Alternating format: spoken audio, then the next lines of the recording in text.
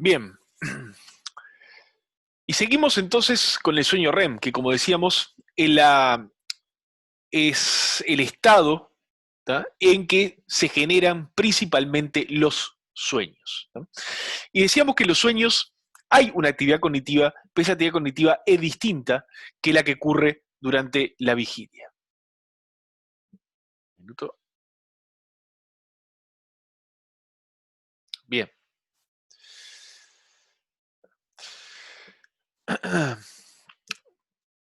Acá lo que se muestra es una polisonografía, también un modelo animal, donde se ve qué pasa en la polisonografía durante el sueño REM, ¿no? Y se ve el EEG, donde, igual que la vigilia, ¿no?, el EEG de vuelta en sueño REM es muy parecida a la vigilia, tiene alta frecuencia y baja amplitud. Acá se registra el hipocampo, donde se ve un ritmo tita. El ritmo tita es importante, se ha visto en el hipocampo para consolidar la memoria. Este, También en estos oculogramas hay los movimientos oculares rápidos, y bien importante, durante el sueño REM, recordemos, tenemos parálisis muscular en la mayoría de los músculos, lógicamente no en el diafragma, no en los extrínsecos del ojo. Y esa parálisis se manifiesta en el electromiograma, ¿no?, como una pérdida de la señal, ¿no? Es una baja amplitud de la señal. Y decíamos, si despertamos a alguien durante el sueño REM, esta persona dice estar soñando, ¿tá? No solo eso, ¿tá?, durante el sueño REM, ¿tá?, puede ocurrir, desde el punto de vista patológico, ¿no?, el llamado desorden del sueño REM, que confirma que en el sueño REM estamos soñando. Acá lo que se muestra es una polisonografía de un paciente durante un desorden de sueño REM, donde se ve lógicamente gran actividad muscular, porque la persona está actuando sus sueños, porque lo que le pasa, recuerden al paciente de esta patología, es que las áreas neurales encargadas en generar la atonía muscular están lesionadas, y por lo tanto la atonía muscular no se genera y el paciente actúa sus propios sueños. Entonces se ve acá en la polisonografía una gran actividad muscular, ¿no?, y se ve realmente donde hay pocos artefactos, por ejemplo en estos canales, ¿no?, donde el EEG está activado, o sea, no hay ondas lentas. O sea que esto está ocurriendo durante sueño REM. ¿Tá? Durante sueño REM se está soñando, y si no está la parálisis, se actúa los propios sueños. Fíjese qué interesante, y lo importante que puede llegar a ser esto, ¿no? Dos famosos investigadores como Sheck y Mahowald, que estudian mucho esta patología, acá muestran la foto de un paciente, ¿no?, que muestra lo que hacía para poder dormir, ¿no?, antes de tratarse.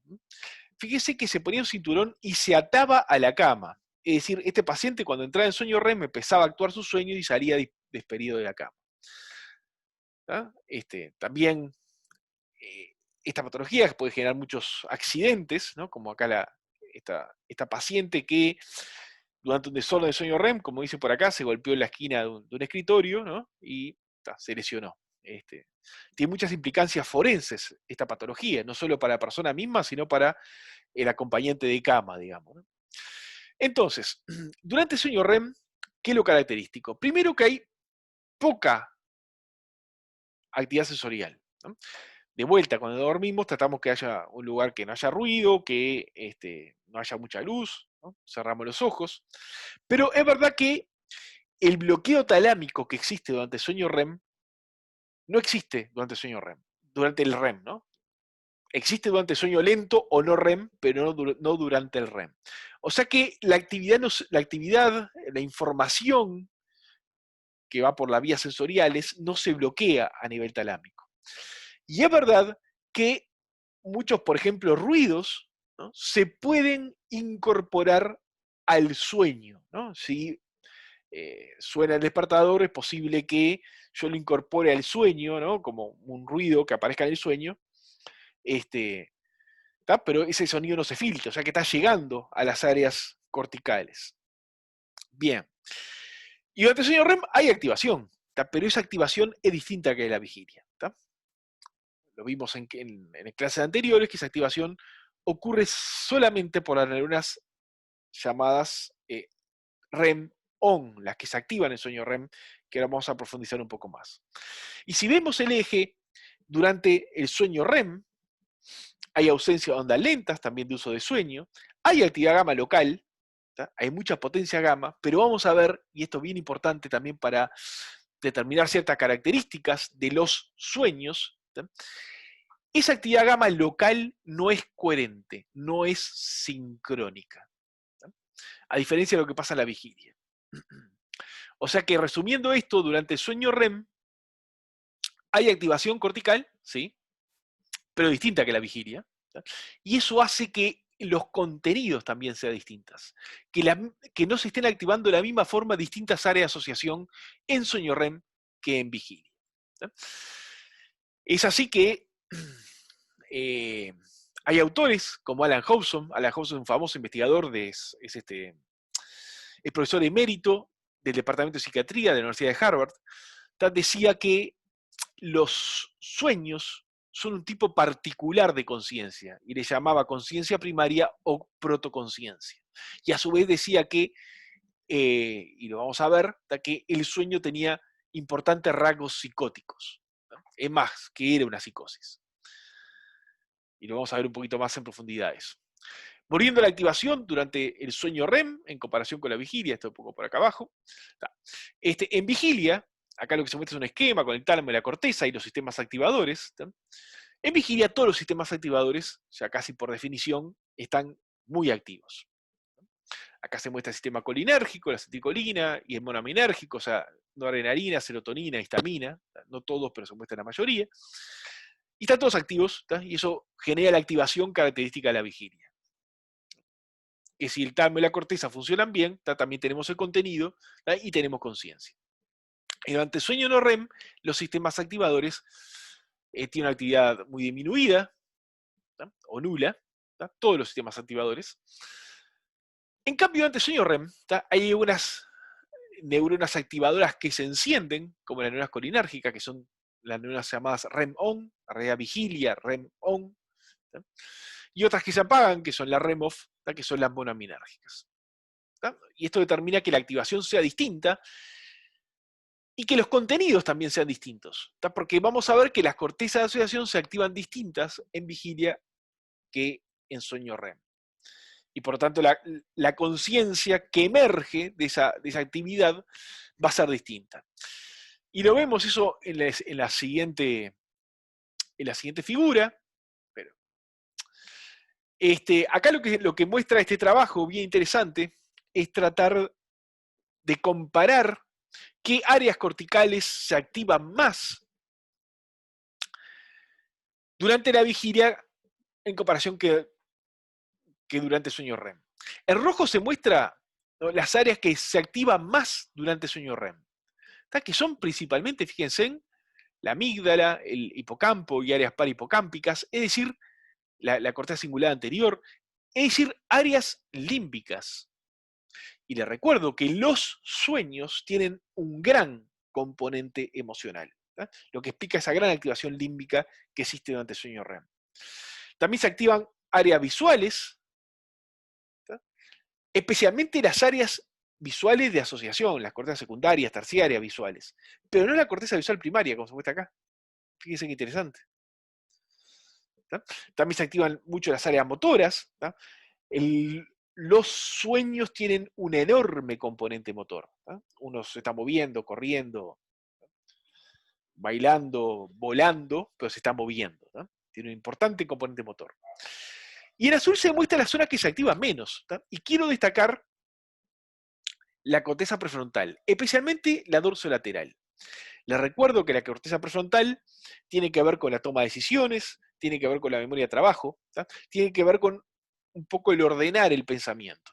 Se piensa que la disminución de la actividad de la corteza prefrontal da ciertas características importantes de los sueños. Por ejemplo, en los sueños no se toma decisiones, no se deciden, uno no construye sus sueños, sino que van surgiendo.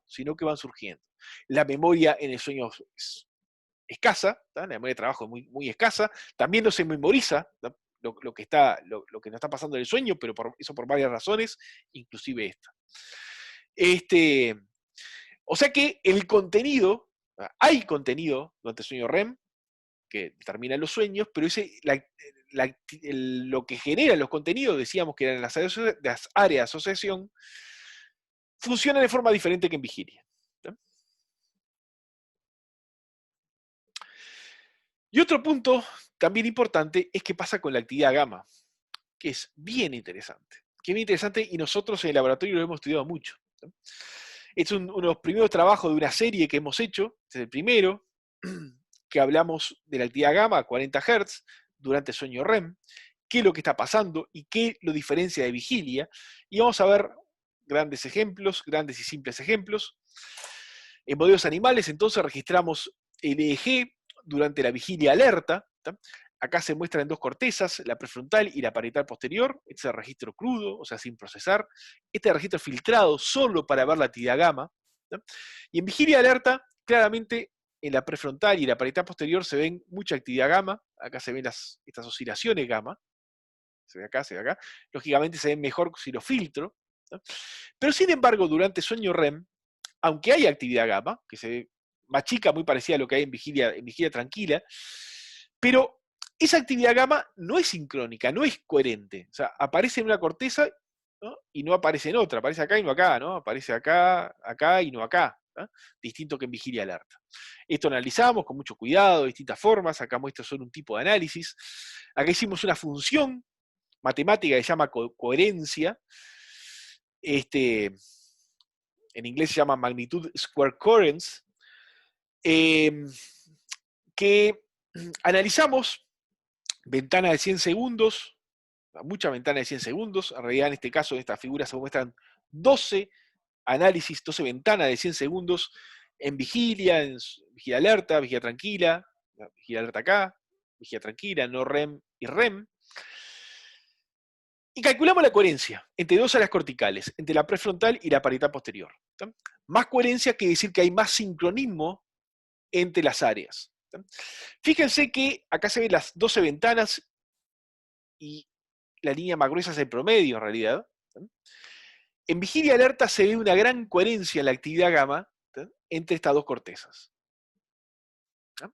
Con un pico más o menos de coherencia a los 37 Hz, ¿no? cerca de 40 Hz. Eso caracteriza la vigilia alerta. También, aunque un poquito menos, hay coherencia cuando la vigilia es muy tranquila. ¿tá? Cae la coherencia muchísimo en no REM y cae la coherencia en sueño REM. Pero qué interesante esto, que en sueño REM hay mucha potencia, pero mucho gamma local, que lo mostramos cuando mostramos la gráfica de potencia, hay mucho gamma local, pero sin embargo, ese gamma no es sincrónico. Se pierde la sincronía entre las cortezas. Cada corteza tiene su actividad gamma que es distinta que las demás. Se pierde la sincronía, se pierde la conversación entre las cortezas. En otro trabajo, un poquito más teórico, hicimos este esquema, tratando de explicar este fenómeno. Este esquema lo que dice es que son distintas áreas corticales, los círculos grandes, esto es un área cortical, esto otra, en fin. Los círculos chicos son las neuronas de cada área cortical y las líneas son, digamos, las conexiones entre ellas. ¿no? ¿Qué pasa? Si pensamos solo en la banda gamma, en vigilia hay mucha actividad gamma que está dado por las interacciones entre las neuronas en cada área. ¿no? O sea, hay mucha potencia gamma, mucha actividad gamma en cada corteza, y a su vez hay mucha sincronía en tres cortezas que lo quiere mostrar esta línea, ¿no? Esta línea de conexión. O sea, en vigilia hay mucha actividad de alta frecuencia en cada corteza y esas cortezas conversan entre sí ¿no? a esa frecuencia. Esa actividad tanto local, esa potencia gamma, como esa coherencia gamma, o sea, esa sincronía gamma entre áreas corticales, cae muchísimo durante sueño no REM. Sin embargo, durante sueño REM, hay mucha actividad gamma local, pero sin embargo las áreas corticales no conversan entre sí. Cae, se pierde la coherencia gamma, la sincronía gamma entre las áreas corticales. ¿tá? Dejan de conversar entre sí las cortezas a esa frecuencia, ¿tá? que podría estar implicado en cuestiones características de los sueños, como vamos a ver un poquito más adelante. ¿tá? Otro punto interesantísimo, que también lo vamos a relacionar con esto de gamma que venimos hablando, ¿tá? es que desde siempre los sueños se han relacionado con la psicosis, ¿tá? con la locura. ¿tá? Es interesante lo que decían varios pensadores con respecto a esto. ¿no? Kant decía, el loco es alguien que sueña despierto. Schopenhauer decía, los sueños son pequeñas locuras y la locura un gran sueño. Jackson, ¿no?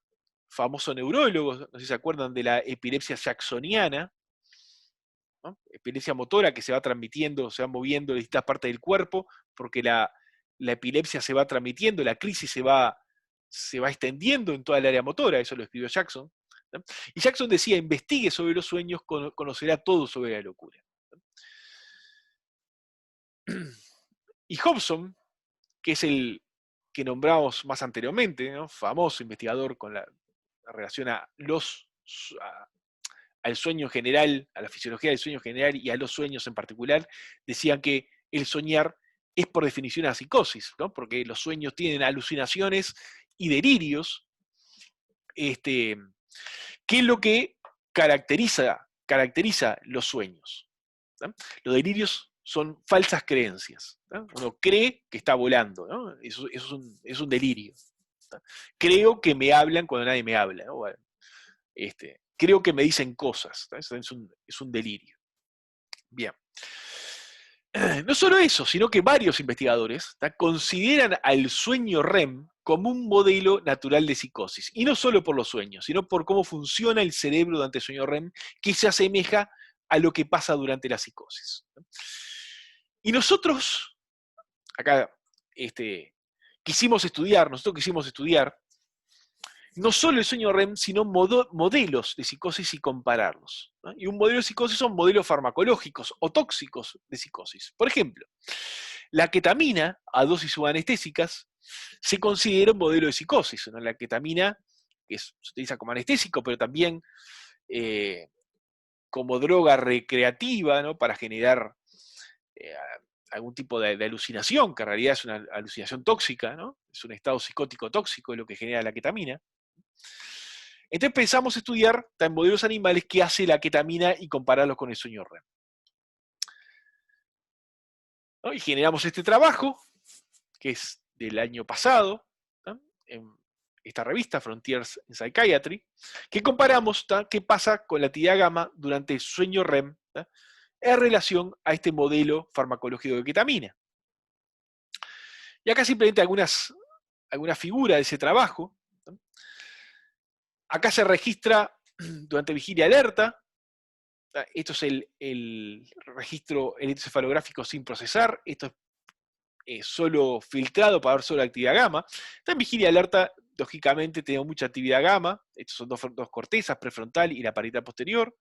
Está el EEG, que se ven estas oscilaciones gamas, que es coherente, también se ve mejor, lógicamente, el registro filtrado. Cada vez que aparece una oscilación gamma en un lado, aparece en la otra. En sueño REM tenemos oscilaciones gamma, como se ve acá, pero claramente no son muy sincrónicas, no son muy coherentes. Y en ketamina tenemos mucha actividad gamma, ¿tá? Esta dosis subanestésica, que ketamina es un modelo de vuelta de psicosis, modelo farmacológico tóxico de psicosis. Se ve actividad gamma local, pero esa actividad no es coherente, ¿tá?, no es sincrónica. Pasa algo parecido al sueño REM. Lo vemos un poquito mejor acá con este análisis de la función matemática de coherencia. Acá se muestra la coherencia en 12 ventanas para vigilia alerta y el promedio es esta línea gruesa. En vigilia alerta, como mostramos anteriormente, hay mucha coherencia, entre 35 y 40 Hz. ¿No? Acá en rojo se ve el sueño REM con sus ventanas y su promedio, y en violeta la ketamina con sus ventanas y su promedio. Fíjense que en sueño REM y ketamina, que son dos modelos de psicosis, la coherencia gamma es similar, casi ausente. Hay mucha en vigilia, poco en sueño REM y poco en ketamina. Acá simplemente el promedio de muchas ventanas en distintos estados, vigilia alerta, acá en celestito vigilia tranquila, acá en no REM, ¿tá?, y acá en rojo REM y en violeta ketamina, ¿no? Vemos que la actividad gamma, la coherencia gamma de vuelta en REM y ketamina es muy similar. Y esto lo vamos a relacionar con otro estado cognitivo interesantísimo, ¿tá?, que son los sueños lúcidos. Que decíamos, los sueños lúcidos son aquellos sueños en que uno es capaz de reconocer que está soñando y hasta cierto punto es capaz de dirigir sus propios sueños, ¿tá?, llevarlos hacia donde uno quiere, ¿tá? Los sueños lúcidos inspiraron esta película que se llama Inception, en español El Origen, ¿tá? Bastante famosa, de Christopher Nolan. Bien, entonces, el estudio de los sueños lúcidos es bastante interesante y casi eh, toca lo que es la ciencia ficción, ¿no? O sea, y estudios extremadamente serios, ¿no? De grupos muy importantes. Aquí vamos a mostrar un trabajo de Voss y Hobson. Una cosa importante de estos sueños lúcidos, ¿tá? Para registrar la actividad y qué está pasando ante sueños lúcidos, hay que saber en qué momento se está generando un sueño lúcido, ¿tá? Y eso se logra porque el que está durmiendo y está entrando en sueño lúcido es capaz de transmitirle al experimentador, o sea, al investigador, que en ese momento está haciendo un sueño lúcido. O sea que la persona durmiendo dice que está haciendo un sueño lúcido al que lo está registrando. ¿Y cómo lo logra? ¿Se acuerdan que durante el sueño REM estamos paralizados? ¿Tá? ¿Qué no está paralizado? ¿Tá? Los músculos extrínsecos del ojo o extraoculares, que es capaz de moverlo. Entonces, previamente al experimento, se ponen de acuerdo el experimentador, ¿no?, con el voluntario, que es un especialista en generar sueños lúcidos, ¿no? O sea, tiene experiencia en soñar en forma lúcida, se ponen de acuerdo que, de tal forma que dice que, bueno, cuando tú tengas un sueño lúcido, hacemos un código de movimiento de los ojos, por ejemplo, mueve a la izquierda, mueve a la derecha, mueve a la izquierda, mueve a la derecha, ¿tá? Y yo sé que tenés un sueño lúcido y ahí registro, ¿tá? Y esto va a ser el momento que vamos a analizar qué está pasando en el sueño lúcido. Por ejemplo, esto es lo que se ponen de acuerdo acá arriba, el experimentador, esto es en vigilia, ¿no?, que dicen de alguna forma que mueva el ojo hacia la izquierda, después hacia la derecha, después hacia la izquierda, y esto lo repite 2 veces. Ese es el código para decir que la persona soñante está en sueño lúcido. Esto lo hace en vigilia y después repite lo mismo durante el sueño lúcido, que es lo que hace acá, ¿tá? Y esto es simplemente un sueño REM, que hay movimientos oculares que son para cualquier lado, ¿tá? O sea que de esta forma, el que está soñando y tiene en ese momento un sueño lúcido es capaz de transmitirle al experimentador que tiene un sueño lúcido, ¿tá? Lo interesante, que al entrar a un sueño lúcido, y se analiza la actividad gamma, ¿tá? Y no voy a mostrar resultados, sino voy a comentar, este es el trabajo de una revista muy famosa que se llama Sleep. Es interesante que la coherencia gamma que se perdía en sueño REM vuelve a aparecerse a la vigilia, ¿tá? Y eso es estado disociado, tiene componente de la vigilia, porque la capacidad de darse cuenta de estar soñando, ¿no?, que es una cuestión reflexiva, es típico de la vigilia, y la capacidad de dirigir los sueños, ¿tá?, que es típico de una corteza prefrontal que está funcionando tipo la vigilia, son características de la vigilia. Y se ha visto entonces que la coherencia gamma, que es nula en el sueño REM normal, en el sueño REM de un sueño lúcido, tiende a parecerse a la vigilia. No solo eso, sino que este grupo también hizo lo siguiente, extremadamente interesante.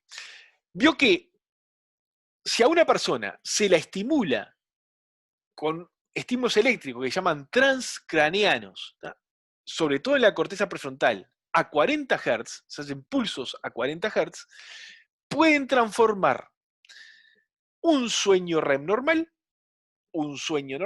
en un sueño lúcido, ¿tá? O sea que estimulando la corteza a 40 Hz, se hace resonar a la corteza, ¿no?, a 40 Hz, esas cortezas se vuelven coherentes a 40 Hz y se transforma un sueño normal en un sueño lúcido, ¿no? O sea que, y esto viendo de otra parte, volviendo a la anterior, ¿tá?, durante un sueño normal, esa caída de la coherencia gamma, esa falta de sincronía entre cortezas a esa frecuencia, determina muchas de las características particulares de los sueños. Bien, y ya terminando, algunas conclusiones. Primero, en el sueño no REM profundo, está en el sueño lento, no hay conciencia, ¿no?